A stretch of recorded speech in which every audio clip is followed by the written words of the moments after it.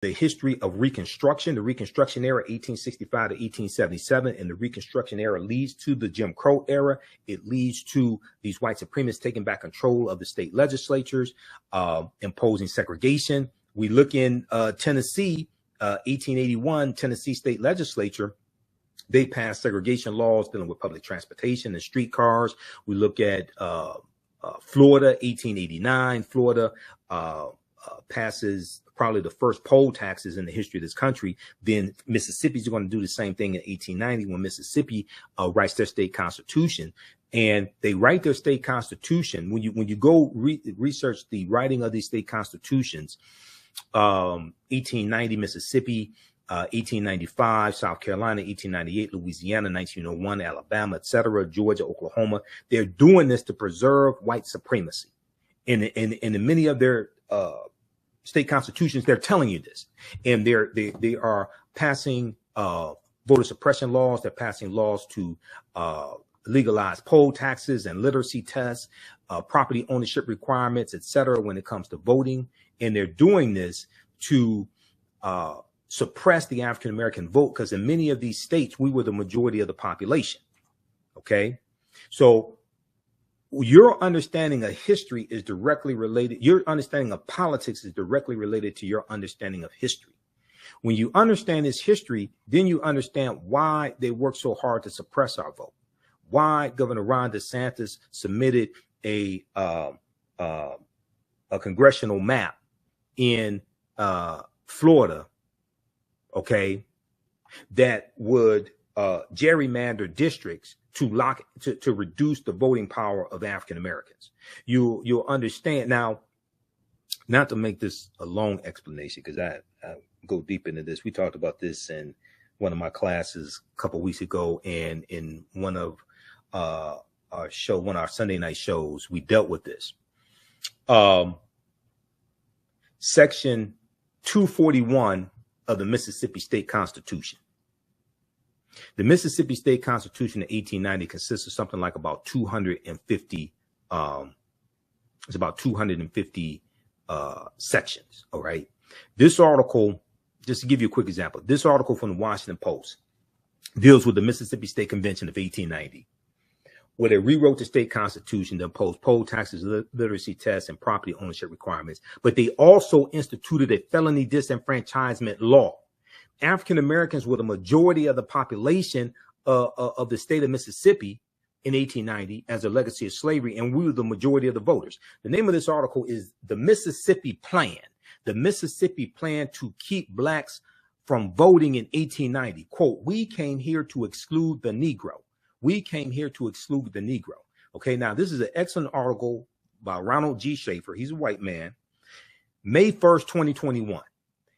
It talks about Solomon Saladin Calhoun. Solomon Saladin Calhoun was the white county judge who presided over the Mississippi State Convention of 1890 in Jackson, Mississippi, which is the capital. And he said, "Let's tell the truth if it burst the bottom of the universe." He said, "We came here to exclude the Negro." Nothing short of this will answer. This is why they had the Mississippi State Convention, to suppress the African American vote. Delegates eventually adopted a literacy test and poll tax. A poll tax meant you had to pay a tax to register to vote. A poll tax geared to suppress the black vote in a state with a black majority, Mississippi. The Mississippi Plan became the model throughout the South, part of a raft of racially oppressive Jim Crow laws that ended segregation. So all the other Southern states are going to adopt similar state constitutions, okay, to suppress the African American vote. All right. And they're trying to find ways to get around the 15th Amendment of 1870, which guaranteed the right to vote for African American men.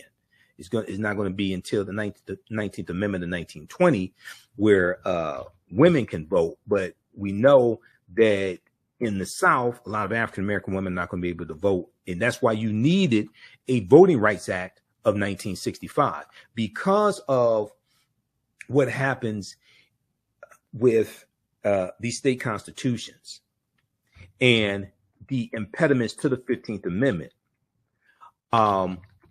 This is why you needed a Voting Rights Act of 1965. All right, now, very quickly here, there's an article that I'm looking for. I think this is it right here.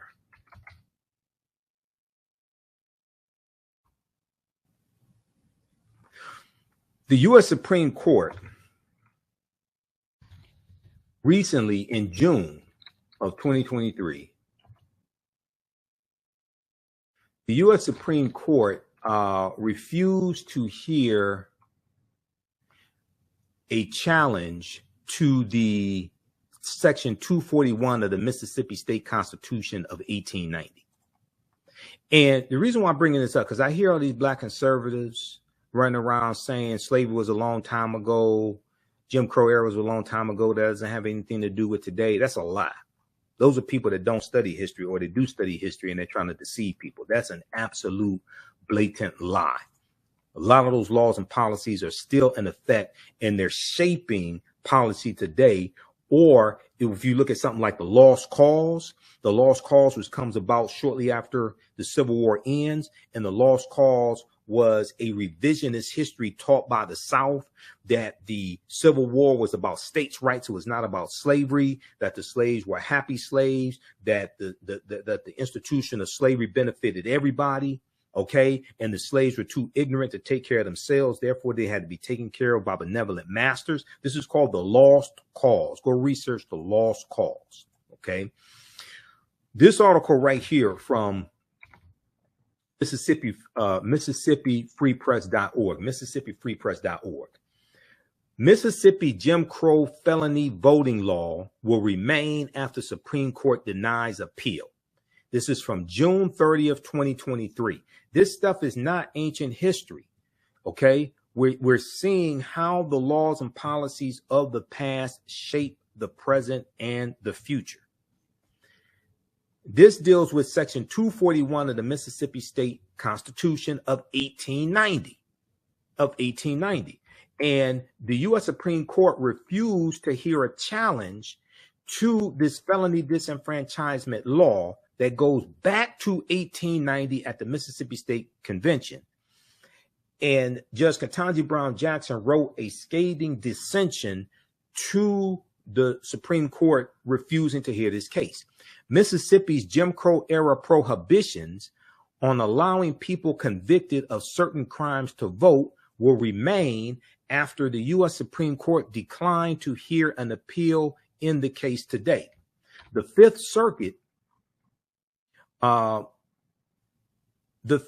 Fifth U.S. Circuit Court of Appeals ruled in favor of upholding the law last year in Harness versus Watson. So that's 2022, Harness versus Watson.